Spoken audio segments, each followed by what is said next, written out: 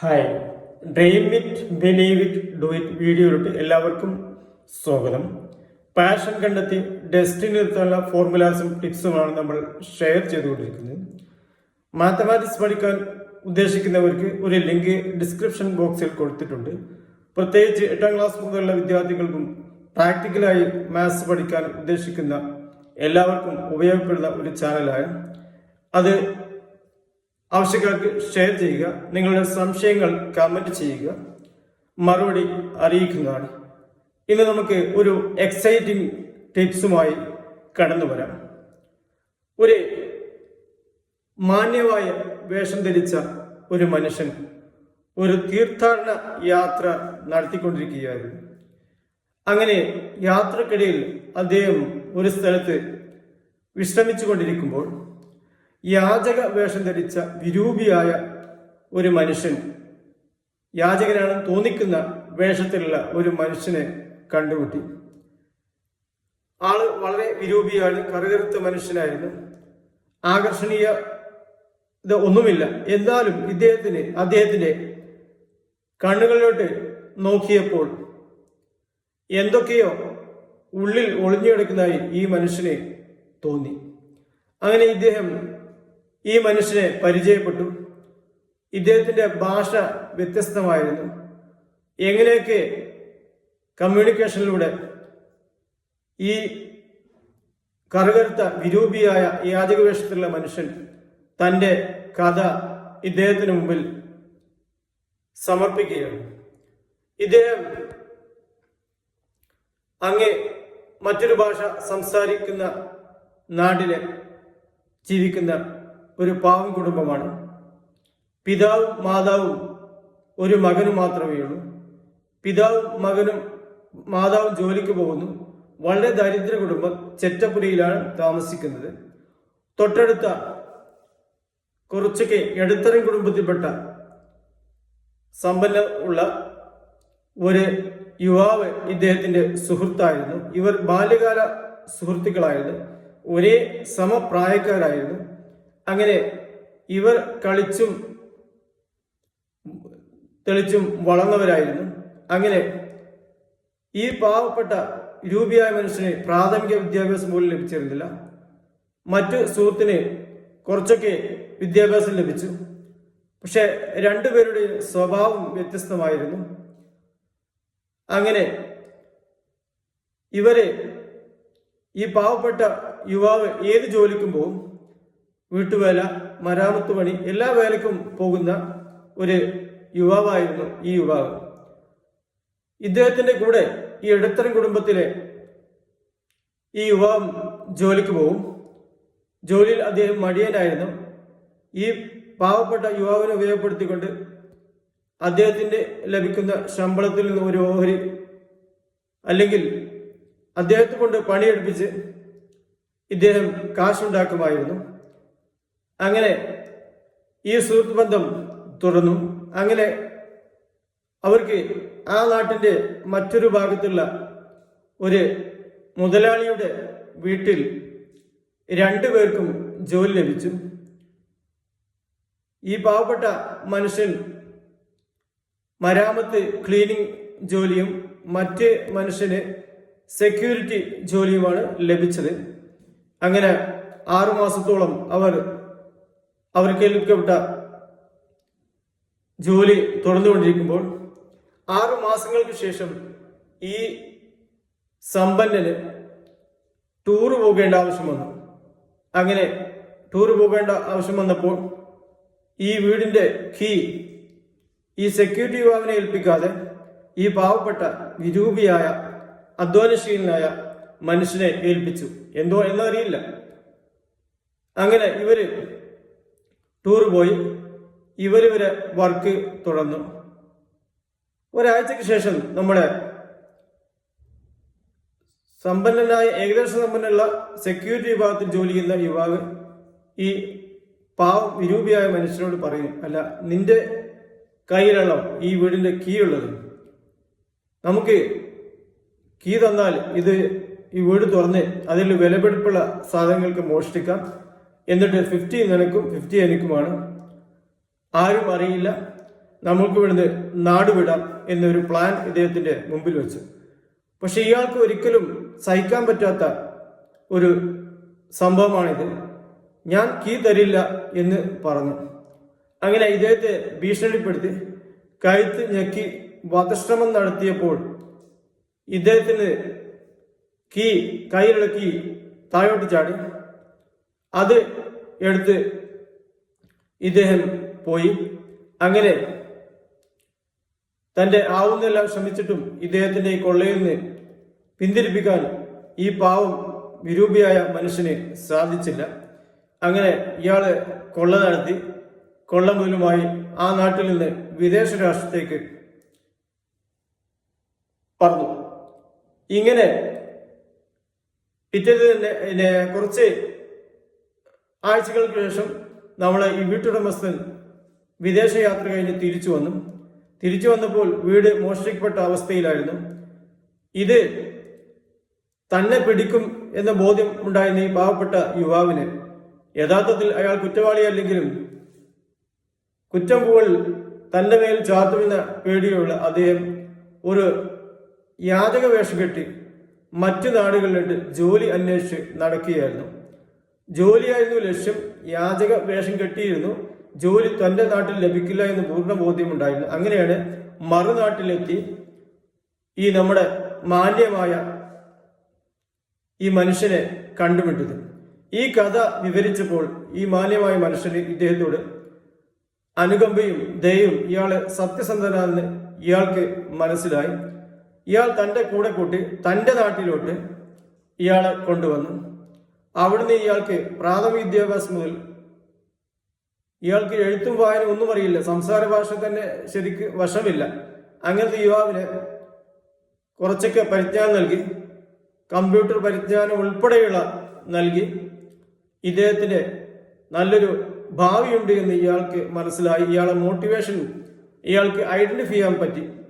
അങ്ങനെ ഇയാള് ആ നാട്ടിൽ തന്നെയുള്ള ഒരു അറിയപ്പെടുന്ന ഒരു സമ്പന്നന്റെ അഡ്രസ് ഇയാൾക്ക് കൈമാറി. അങ്ങനെ അയാളെ പോയി കാണാൻ പറഞ്ഞു. അതിനുശേഷം ഇയാൾക്കൊരു തൊഴിൽ ലഭിക്കണമല്ലോ. ഈ യുവാവിന് തൻ്റെ നാട്ടിലുള്ള ഒരു സമ്പന്നന്റെ കുടുംബത്തിൽ ഇയാളെ സ്വന്തം റിസ്കിൽ ഏൽപ്പിച്ചു കൊടുത്തു. കാരണം അന്യനാട്ടിൽ നിന്ന് വരുന്ന ഒരാളെ പരിചയം ഉണ്ടാവില്ലല്ലോ. ഇയാളെ കെയർ ഓഫിൽ അദ്ദേഹത്തെ അവിടെ മരാമത്ത് വകുപ്പ് കാര്യങ്ങൾ വിട്ടുവേല ചെയ്യാൻ ചുമതലപ്പെടുത്തി. അങ്ങനെ പിന്നെ ഈ ദേഹം ഈ മാന്യവായുധം വീണ്ടും ഒരു തീർത്ഥയാത്രക്ക് പോവുകയാണ്. സ്വന്തം നാട്ടിൽ നിന്ന് തിരിച്ച് ഒരു 6 മാസത്തിന് ശേഷം വന്ന് താൻ ഏൽപ്പിക്കപ്പെട്ട തൊഴിലാളി എവിടെ എന്ന് അന്വേഷിച്ചുകൊണ്ട് ഈ സമ്പന്നന്റെ വീട്ടിൽ പോയി. അപ്പോൾ സമ്പന്നൻ പറയുകയാണ് അദ്ദേഹം ജോലി മതിയാക്കി സ്വന്തം നാട്ടിൽ പോയി. ഇത് കേട്ടപ്പോൾ ഇയാൾക്ക് വിശ്വാസം വന്നില്ല. എന്തോ ഒരു പന്തികേടുള്ളതായി തോന്നി. ഇയാള് കേസ് കൊടുത്തു, അന്വേഷണം നടന്നു. പക്ഷേ അന്വേഷണത്തിന് ഒരു തുമ്പുമില്ല. അങ്ങനെ ഒരു 2 വർഷങ്ങൾക്ക് ശേഷം ഇയാൾ അന്വേഷണം നടന്നുകൊണ്ടിരിക്കുമ്പോൾ 2 വർഷത്തിന് ശേഷം തൻ്റെ മുമ്പിൽ ഒരു ആർഭാട വാഹനം എത്തുകയാണ്. അതിൽ നിന്ന് താൻ മുമ്പ് കണ്ട വിരൂപിയായ ഈ മനുഷ്യൻ നല്ല ക്ലാസ് ഡ്രസ് ധരിച്ചുകൊണ്ട് ഒരു ബിസിനസ് ലുക്കുള്ള ഒരു മനുഷ്യനും കുറച്ച് ആളുകളും ആ ആഡംബര വാഹനത്തിൽ നിന്ന് ഇറങ്ങി വന്നു. എന്നിട്ട് ഇദ്ദേഹത്തിനെ കണ്ടു ഇദ്ദേഹത്തിന് കാല് പിടിക്കുകയാണ് ഈ മാന്യമായ മനുഷ്യന്റെ.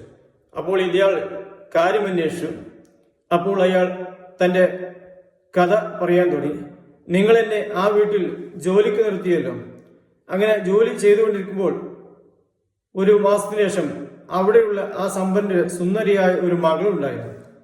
ആ മകളുമായി ഞാനൊന്ന് ചിരിച്ചു. മകൾ എന്നോട്ടും ചിരിച്ചു. അത്ര മാത്രമേ ചെയ്തിട്ടുള്ളൂ. ഇത് പിതാവ് കണ്ടു. പിതാവ് കണ്ടവണ്ണം തന്നെ നല്ലൊരു അടി എന്നെ അടിച്ചു. ആ അടി അടിച്ച കൂടെ തന്നെ ഞാൻ മരിക്കുന്ന പോലെ തറയിൽ കിടന്നു. എനിക്ക് ബോധമുണ്ട്. ശ്വാസം കിട്ടാതെ അഭിനയിച്ചു. ഇയാൾ ഞാൻ മരിച്ചു എന്ന് മനസ്സിലാക്കി. ഇനി കേസും കാര്യം അയാൾ അന്വേഷണം വരുമെന്ന് ബോധ്യപ്പെട്ട് ഇയാൾ രാത്രി തൻ്റെ ദേഹം ഒരു ചാക്ക് കെട്ടിയിട്ടില്ല, തൊട്ടടുത്ത നല്ല ഒഴുക്കുള്ള പുഴയിലോട്ട് രാത്രി ആരും കാണാതെ വലിച്ചെറിഞ്ഞു. എനിക്ക് ബോധമുണ്ട്, ഞാൻ മരിച്ചു എന്നാണ് അയാൾ മനസ്സിലാക്കിയത്. തെളിവ് നശിപ്പിക്കാൻ ചെയ്തതാണ്.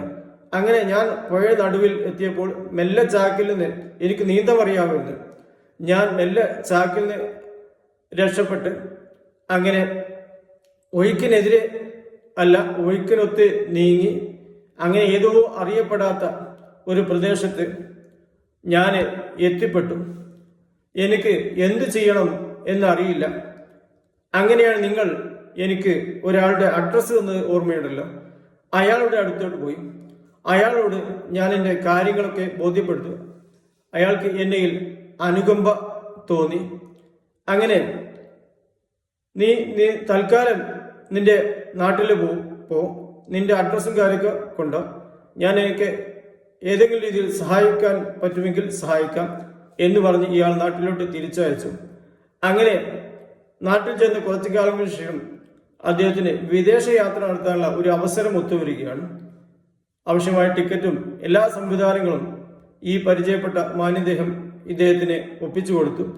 അങ്ങനെ ഈ യുവാവ് രക്ഷപ്പെട്ട വിദേശ രാഷ്ട്രത്തിൽ തന്നെയാണ് ഇദ്ദേഹത്തിന് പോകാൻ അവസരം കിട്ടിയത്. അങ്ങനെ ഇയാൾ VIP രീതിയിൽ വിദേശയാത്ര നടത്തുകയാണ്. ഒരാഴ്ചയോളം അവിടെ താമസിച്ച് നല്ല സുഭിക്ഷമായ ഭക്ഷണം എല്ലാ സൗകര്യവും ഉപയോഗപ്പെടുത്തി. കൂട്ടത്തിൽ ഈ യുവാവിനെയും പരിചയപ്പെട്ടു. തൻ്റെ മുൻ സുഹൃത്താണല്ലോ.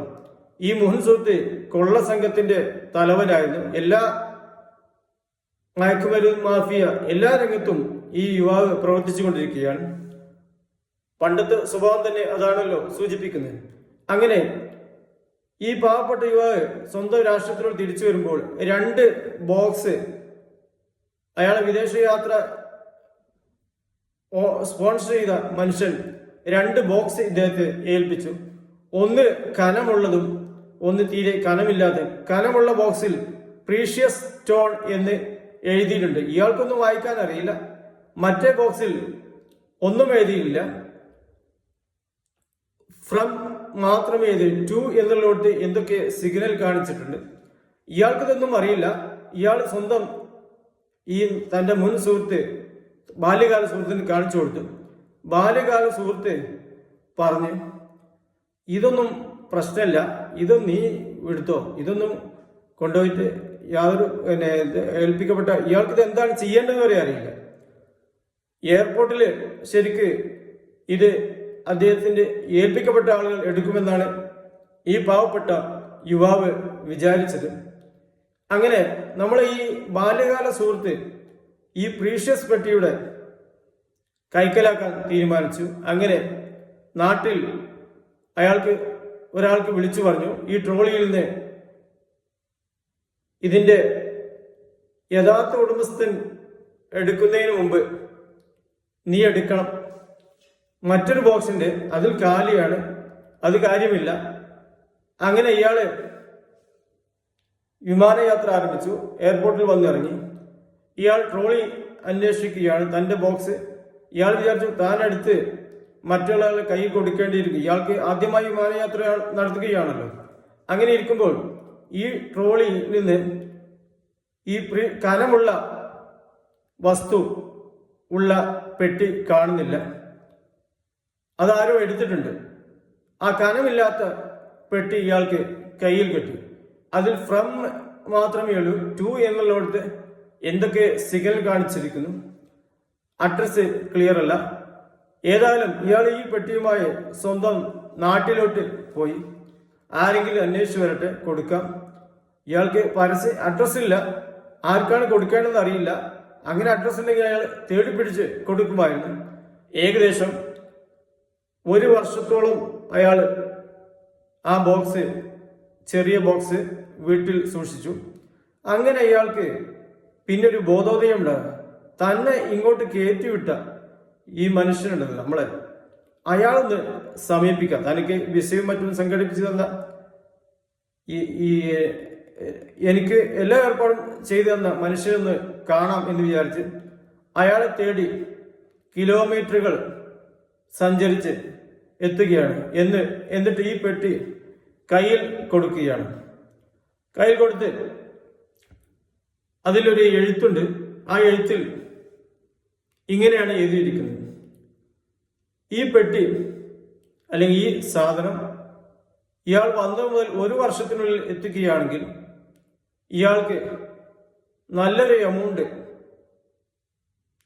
കാശ് കൈമാറുകയും ഇയാൾക്ക് ആ രാഷ്ട്രത്തിലെ ഒരു വലിയ ബിസിനസിന്റെ ഓണറാക്കാമെന്നും ആവശ്യമായ കാശ് വീണ്ടും എത്തിക്കുമെന്നും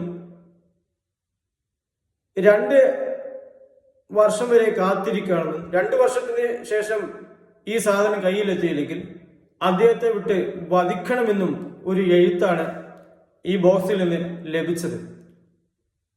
ഇയാൾ വന്ന 1 വർഷത്തിന് മുമ്പാണ്.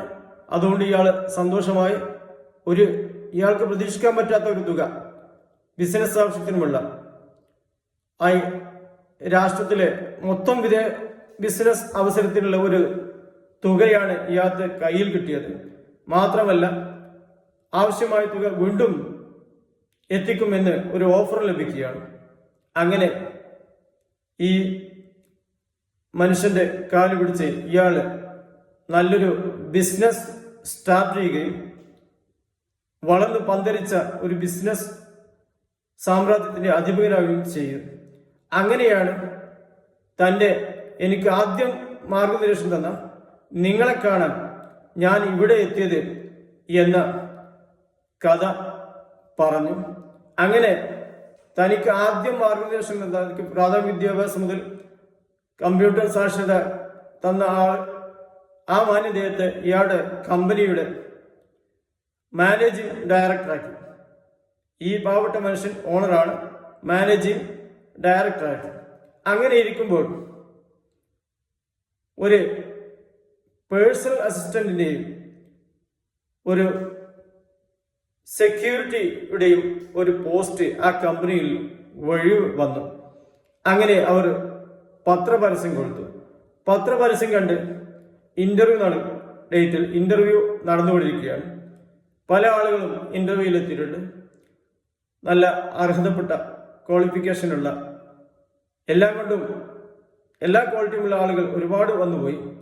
അങ്ങനെ അടുത്ത ചാൻസ് വന്നപ്പോൾ ആ ഇന്റർവ്യൂ ബോർഡിൽ ഈ ഓണറും ഈ മനുഷ്യരിക്കുന്ന ബോർഡിൽ ഒരു പെൺകുട്ടിയും ഒരു പിതാവും കടന്നു വന്നു.